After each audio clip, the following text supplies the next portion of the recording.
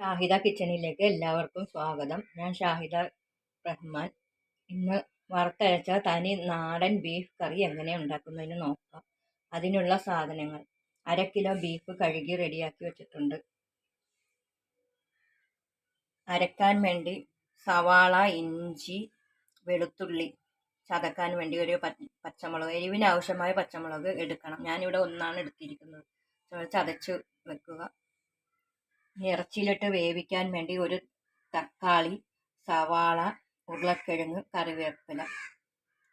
പൊടികൾ ഇട്ട് വറുക്കുമ്പോൾ പൊടിയിടാൻ വേണ്ടി മല്ലിപ്പൊടി 2 സ്പൂൺ, മുളക് പൊടി 1 സ്പൂൺ, മഞ്ഞൾപ്പൊടി 1/2 സ്പൂൺ, ഗരം മസാലപ്പൊടി 1 സ്പൂൺ, ഒരു തുള്ളി കുരുമുളക് പൊടി. വറുക്കാൻ വേണ്ടി കുരുമുളക് മുഴുവനായിട്ട് ഇടുന്നുണ്ട്, അതാണ് ഇച്ചിരി കുരുമുളക്. ഇനി വറുക്കാൻ വെച്ചിരിക്കുന്നത്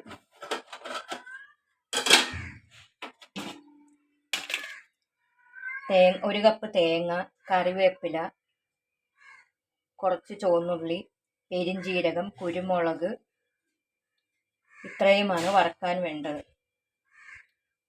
എണ്ണ, താളിക്കാൻ വേണ്ടി എണ്ണ, ആവശ്യത്തിന് ഉപ്പ്. ഇത്രയുമാണ് നാടൻ ബീഫ് കറി ഉണ്ടാക്കാൻ ആവശ്യം. കുക്കർ അടുപ്പത്ത് വെച്ച് ബീഫ് അതിലിട്ട് കൊടുക്കുക.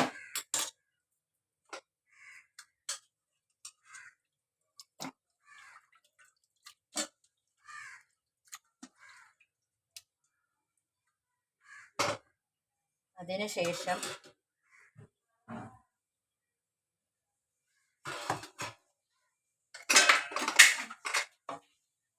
സവാള അരിഞ്ഞതും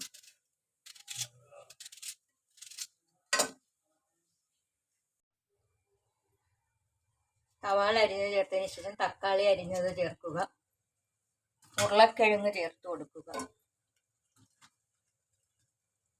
ഒരു പച്ചമുളക് അരിഞ്ഞിടുക. ഉപ്പും കൂടെ ഇട്ട ശേഷം കുക്കർ അടച്ചു വെച്ച് വേവിക്കുക.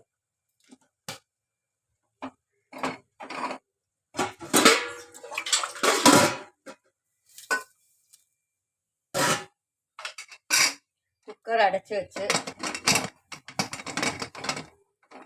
ഒരു 8 വിസിൽ വരുന്നത് വരെയും വേവിക്കുക.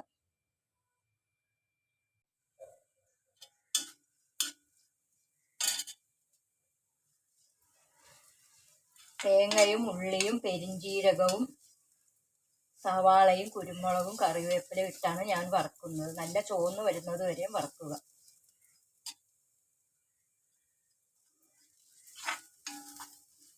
തേങ്ങയുടെയും കറിവേപ്പിലയുടെയും നല്ല മണം വരുന്നുണ്ട്, പെരിഞ്ജീരകത്തിൻ്റെയും. അടുക്കുന്നതിന് മുമ്പ് ഇഞ്ചി വെളുത്തുള്ളി പേസ്റ്റ് ഇട്ട് കൊടുക്കുക. ഞാൻ അത് ഇടുന്നത് കാണിക്കാൻ മറന്നുപോയി, സോറി.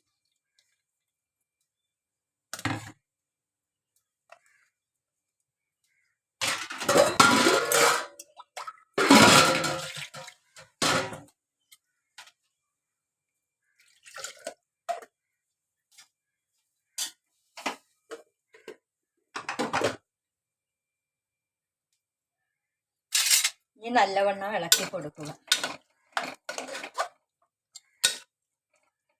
കുറച്ച് മഞ്ഞൾപ്പൊടിയും കൂടെ ഇട്ട് കൊടുക്കുക.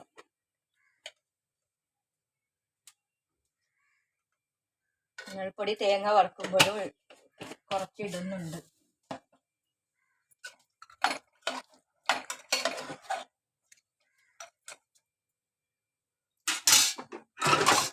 ഇനി കുക്കർ അടച്ചു വെച്ച് വേവിക്കുക.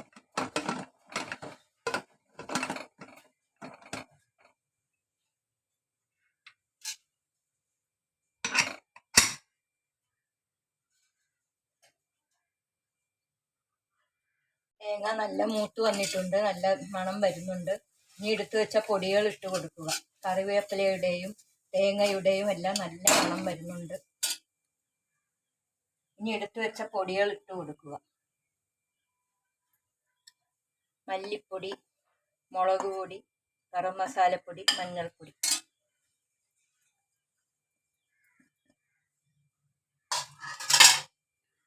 ഇതും കൂടി ഇച്ചിരി നേരം വെച്ച് ചൂടാക്കിയതിന് ശേഷം അരച്ചെടുക്കണം.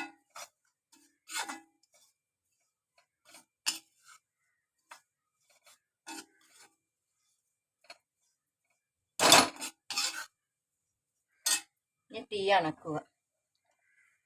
തീ അണച്ചാലും കുറച്ചു നേരം ഇളക്കിക്കൊണ്ടിരിക്കണം. അടി പിടിക്കാതിരിക്കാനാണ് ഇങ്ങനെ ഇളക്കുന്നത്.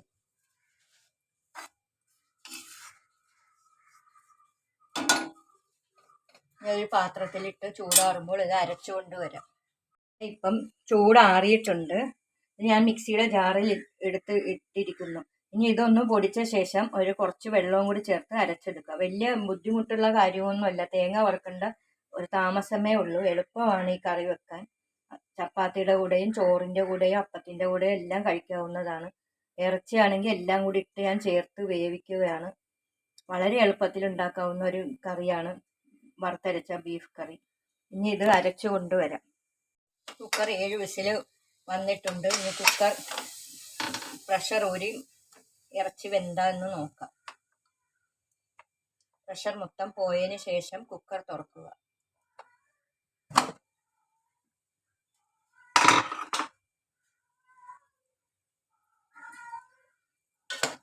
നല്ലവണ്ണം ഇളക്കി കൊടുക്കണം. ഇറച്ചിയെല്ലാം പാകത്തിന് വെന്തിട്ടുണ്ട്. ഇനി അരച്ചു വെച്ചിരിക്കുന്ന തേങ്ങ വറുത്ത മസാല ഇട്ട് കൊടുക്കുക.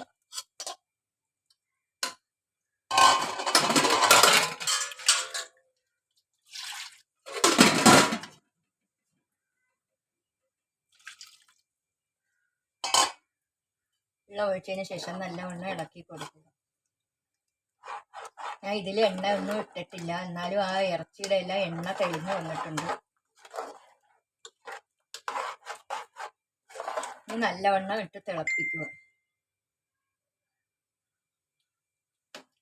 പാകത്തിന് ഉപ്പൊക്കെ ഉണ്ട്.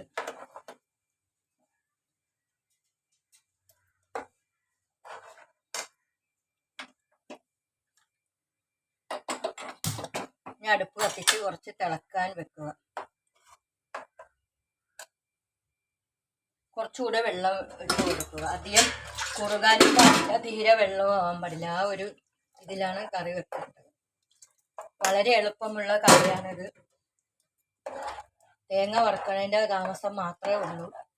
വേറെ ഏതെങ്കിലും കറിയൊക്കെ വെക്കുമ്പോൾ നമ്മൾ എത്ര സമയമാണ് അതിന് സ്പെൻഡ് ചെയ്യണം. ഇതിനധികം സമയമൊന്നും വേണ്ട. വളരെ എളുപ്പത്തിലുള്ള ബീഫ് വറുത്തരച്ച കറിയാണ് വെച്ചത്. മോര് കാച്ചിയതിൻ്റെ കൂടെ ചൂട് ചോറിൽ മോര് കാച്ചിയതും ഈ കറിയുമായിട്ട് കഴിച്ചാൽ നല്ല രുചിയായിരിക്കും. കുറച്ചു നേരം തിളക്കാൻ വേണ്ടി അടച്ചു വെക്കുക. അപ്പോൾ 5 മിനിറ്റ് ആയിട്ടുണ്ട്. എണ്ണയെല്ലാം നല്ലവണ്ണം തെളിഞ്ഞു വന്നിട്ടുണ്ട്.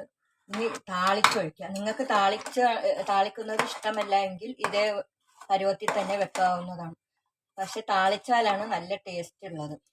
ഞാനിവിടെ താളിക്കാൻ പോവുകയാണ്. അധികം എണ്ണയൊന്നും ഇട്ടിട്ടില്ല. തേങ്ങ വറുക്കണ സമയത്ത് 1 സ്പൂൺ എണ്ണ മാത്രമല്ലേ ഒഴിച്ചുള്ളൂ. താളിച്ച് കഴിയുമ്പോൾ നല്ല ടേസ്റ്റ് ആയിരിക്കും.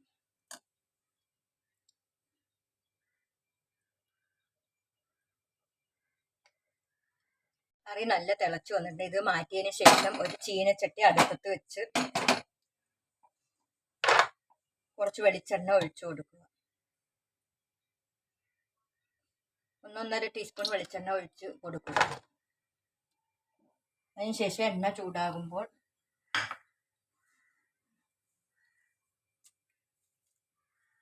കറിവേപ്പില ഇട്ട് കൊടുക്കുക. കുറച്ച് പെരിഞ്ജീരകം ഇട്ട് കൊടുക്കുക. നല്ല മണത്തിന് വേണ്ടിയാണ് ഇടുന്നത്. കറിവേപ്പില ഇട്ട് കൊടുക്കുക. അതിനുശേഷം ഉള്ളി അരിഞ്ഞത് ഇട്ട് കൊടുക്കുക.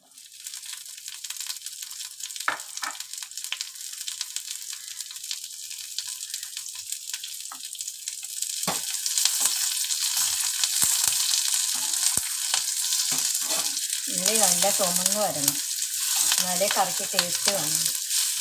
ഇതെല്ലാവരും ട്രൈ ചെയ്ത് നോക്കണം. വളരെ രുചിയുള്ള ബീഫ് വറുത്ത കറിയാണിത്. അപ്പത്തിൻ്റെ കൂടെയും ചോറിൻ്റെ കൂടെയും ചപ്പാത്തിയുടെ കൂടെയും എല്ലാം കഴിക്കാവുന്നതാണ്. ഇടിയപ്പത്തിൻ്റെ കൂടെയും എല്ലാവരും ചെയ്ത് നോക്കണം. വളരെ എളുപ്പമുള്ള കറിയാണ്.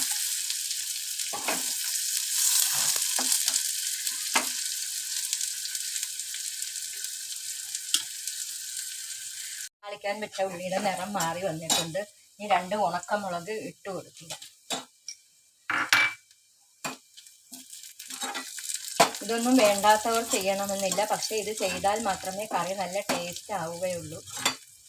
നല്ല ഉള്ളി നല്ല മൂത്ത് വന്നിട്ടുണ്ട്. ഇനിയും കറിയുടെ അടുപ്പ് മാറ്റി ഇതിൽ ഇട്ട് കൊടുക്കുക.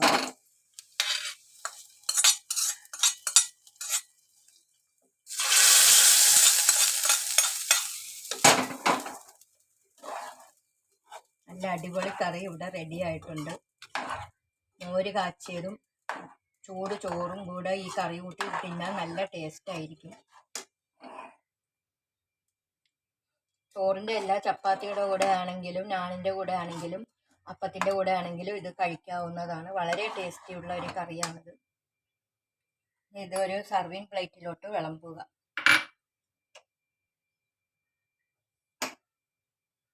തേങ്ങ വറുത്ത് വെച്ച ബീഫ് കറി ഇവിടെ തയ്യാറായിട്ടുണ്ട്. ഇത് മോര് കറിയുടെ കൂടെ ചോറിൻ്റെ കൂടെ കഴിക്കാൻ നല്ല ടേസ്റ്റ് ആയിരിക്കും. ഇതെല്ലാവരും ചെയ്തു നോക്കണം. ചെയ്തു നോക്കി ഇഷ്ടപ്പെടുകയാണെങ്കിൽ ലൈക്ക് ചെയ്യുക, കമൻറ്റ് ചെയ്യുക, ഷെയർ ചെയ്യുക. ആദ്യമായിട്ട് കാണുന്നവരാണെങ്കിൽ സബ്സ്ക്രൈബ് ചെയ്യാനും മറക്കരുത്. എല്ലാവരും ലൈക്കും സബ്സ്ക്രൈബും ചെയ്യാതിരിക്കല്ലേ, എല്ലാവരും ചെയ്യണം. അത് പ്രതീക്ഷിച്ചാണ് ഇരിക്കുന്നത്. നിങ്ങൾ ചെയ്യുന്ന ലൈക്കും സബ്സ്ക്രൈബറുമാണ് നമുക്ക് ഇതെല്ലാം ചെയ്യാൻ തോന്നുന്നത്. ഇനി ഒരു നല്ല റെസിപ്പിയായിട്ട് വരുന്നത് വരെ ബൈ.